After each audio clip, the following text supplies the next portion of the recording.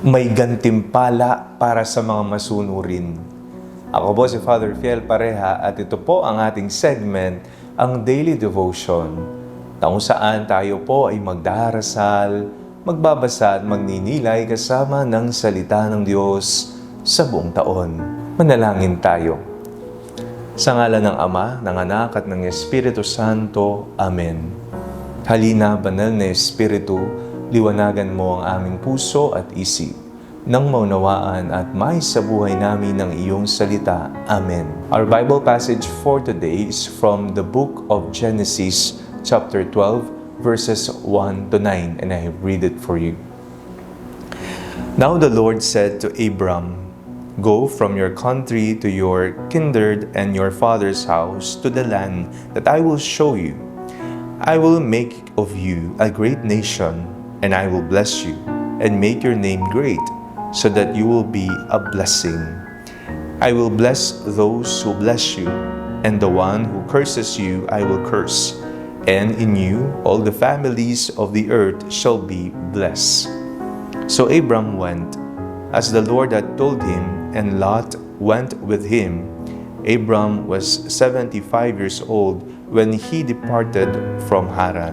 Abram took his wife Sarai and his brother's son Lot, and all the possessions that they had gathered, and the persons whom they had acquired in Haran, and they set forth to go to the land of Canaan. When they had come to the land of Canaan, Abram passed through the land to the place of Shechem, to the oak of Moreh. At that time the Canaanites were in the land. Then the Lord appeared to Abram and said, "To your offspring I will give this land." So he built there an altar to the Lord, who had appeared to him. From there he moved on the hill country on the east of Bethel, and pitched his tent, with Bethel on the west and Ai on the east. And there he built an altar to the Lord, and invoked the name of the Lord. And Abram journeyed on by stages towards the Negev. Sa mga masunurin, may gantimpala. Yan po'y subok na nung tayo ay mga bata pa. Kapag ikaw ay nakakuha ng mataas na marka, mayroong gantimpalang laruan, o kaya naman pagkain, o kaya naman pera bilang pabuya. Nung tayo ay tumatanda na, tayo rin ay ginagantimpalaan sa ating pagsasakripisyo, sa ating pagkakawang gawa, at sa ating kasipagan. Sa mga nagtatrabaho, may sweldo. Sa mga tumutulong, may pagpapalang ibinubuhos mula sa kalangitan. Ngayong araw na ito, isa pong inspirasyon si Abram sa pagtalima sa pagtawag ng Diyos. Si Abraham ay may kaya naman sa buhay, may mga ari-arian, may pamilya, pero kailangan niyang iwanan ng lahat ng ito dahil sa isang misyon na ibibigay ng Diyos sa kanya. Siya ay ang magiging dakilang ama ng lahat ng bansa. Si Abraham ay naging masunurin, kaya naman siya ay pinagpala ng Diyos. Siya ay binigyan ng lupain, at ang pangako pa ng Diyos sa mga susunod na kabanata ay magiging kasindami ng mga bituin sa kalangitan at buhangin sa dalampasigan ang kanyang magiging lahi.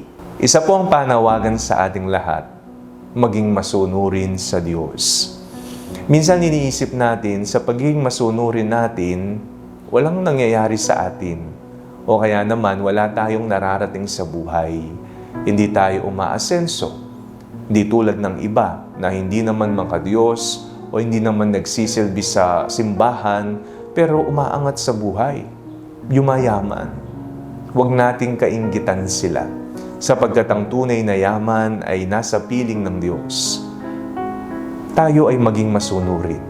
Ibigay natin ang ating sarili sapagkat naghihintay ang dakilang gantimpala, dakilang pabuya natin sa kalangitan. Manalangin tayo.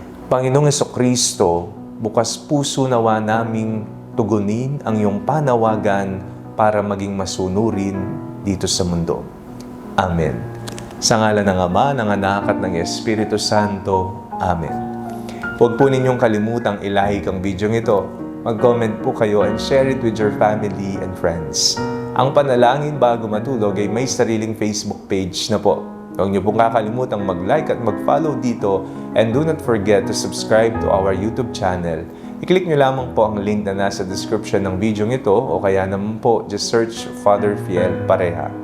At kung nais nyo naman pong maging updated sa ating pagpapahayag, you can join our broadcast channel dito po sa ating Facebook page. God bless you po.